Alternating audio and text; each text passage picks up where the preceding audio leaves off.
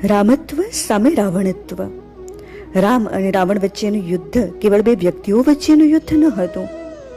પૃથ્વી પર માનવ જીવનનો આવિર્ભાવ લગભગ 1 અબજ કલાક પહેલા થયેલો. માનવ પેદા થયો ત્યારથી સારા નઠારા, સાચા જૂઠા, ખરા ખોટા એવા 2 વિભાગોમાં તેનું વર્તન વહેંચાતું રહ્યું છે. ધર્મની શોધ તો પાછળથી થઈ. ધીરે ધીરે માનવને સમજાયું કે ધર્મ વગર માનવ સમાજ ટકી જ ન શકે. ધાર્યેતિ ઇતિ ધર્મ. આમ ધર્મની નૈતિક અનિવાર્યતા, મોરલ ઇમ્પેરેટિવ કરતાંય ધર્મની બચાવમૂલક અનિવાર્યતા, સર્વાઇવલ ઇમ્પેરેટિવ વધારે મહત્વની બની રહી.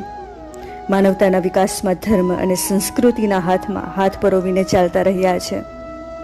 રામ અને રાવણ વચ્ચેના યુદ્ધને ધર્મ અને અધર્મ વચ્ચેના સનાતન સંઘર્ષ તરીકે જોવું રહ્યું. એને 2 વૃત્તિઓ વચ્ચેનું યુદ્ધ કહી શકાય, જે હોવું જોઈએ.